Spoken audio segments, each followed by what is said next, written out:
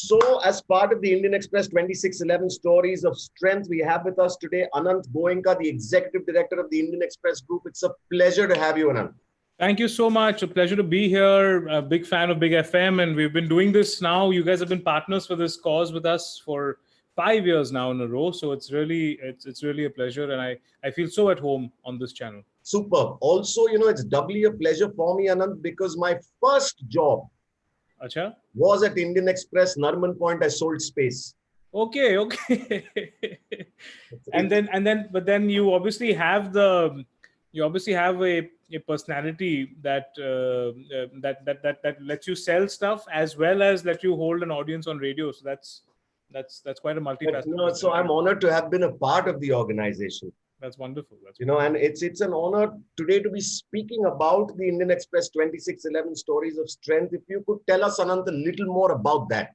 It's something which is very close to my heart, as it is to literally anybody who's been born and raised, or even anybody associated with the city of Bombay, and in fact the whole country, but Bombay specifically. You said you used to work at the Indian Express, so the building, Express Towers building. It's where I live. My grandfather. I stay in his house. The person who started the company. I live in his house, and I'm so blessed to have his experience with me.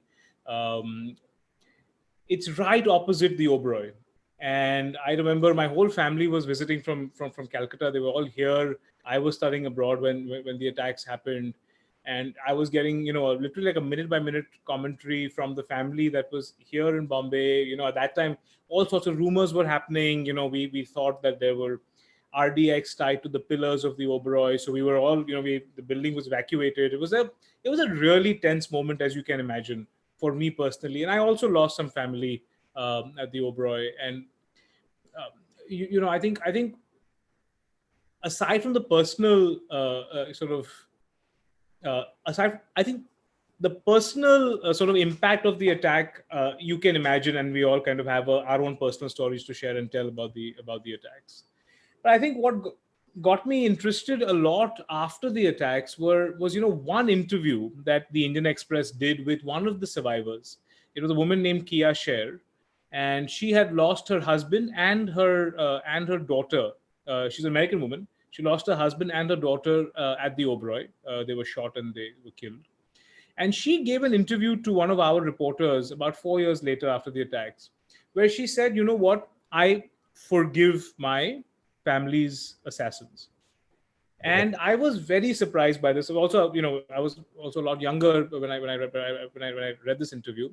But the important part was, at that time, Kasab was still sort of in custody on trial, and he hadn't said anything about even close to an apology. He showed no remorse. I was just so intrigued. How does somebody who's lost their entire lives, virtually everything that they kind of, all sense of purpose that this woman had was with her family, and she and she just says, "I forgive the guy," who's not even apologized, who's not shown any sign of apology. So I got very, very intrigued, and I was very curious. And what we did then after that, is that we've interviewed now over 100 survivors of the attacks, and almost each one of them has that powerful and inspiring story, with which they have dealt with their loss and their personal sacrifice. And that to me was just something that just showed how different, or just how strong the fabric of India is.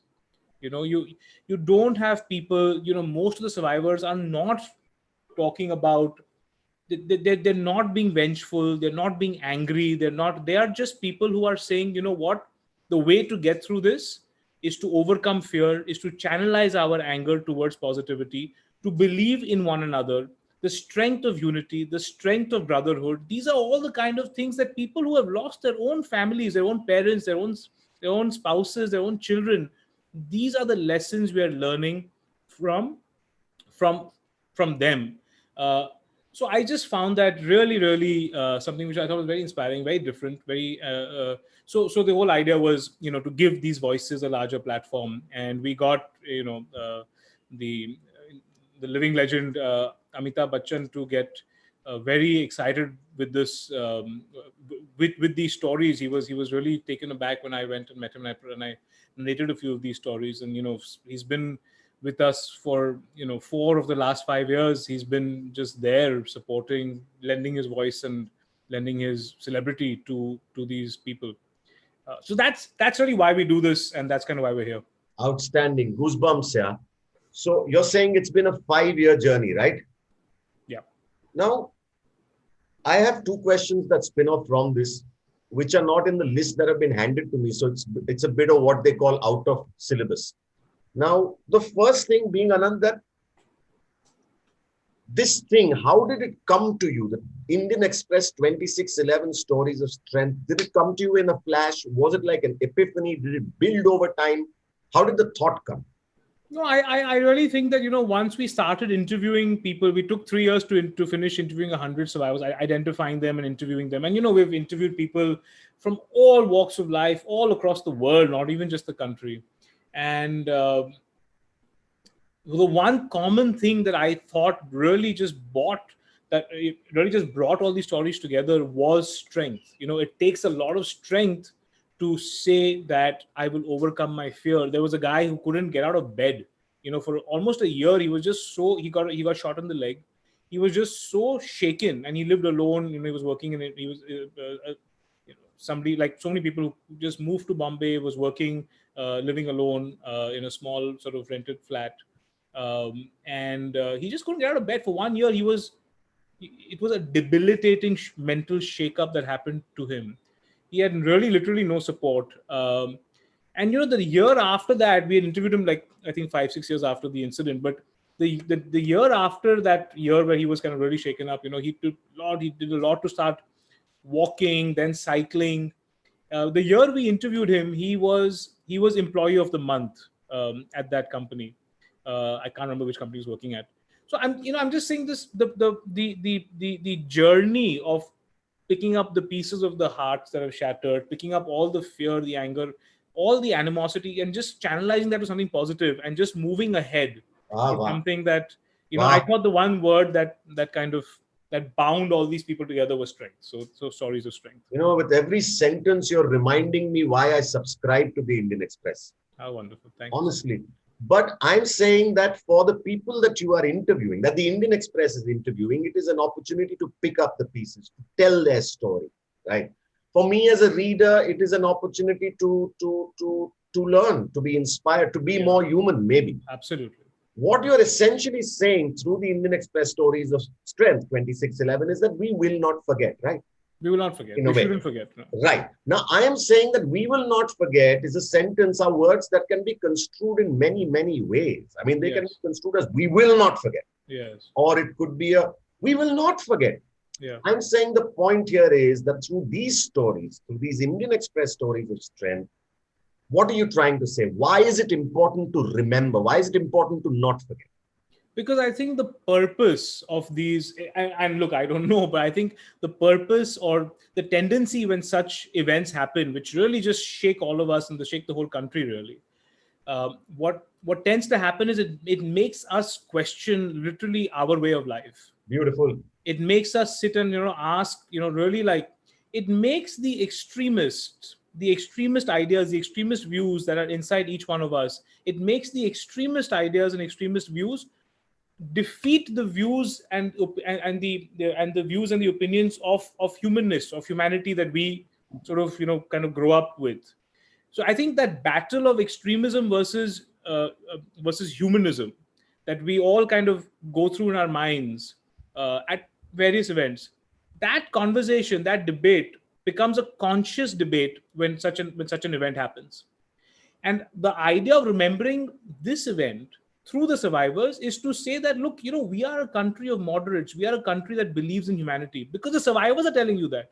You haven't lost a parent, you haven't lost a spouse, but the person who has is telling you that, no, I still believe in humanity.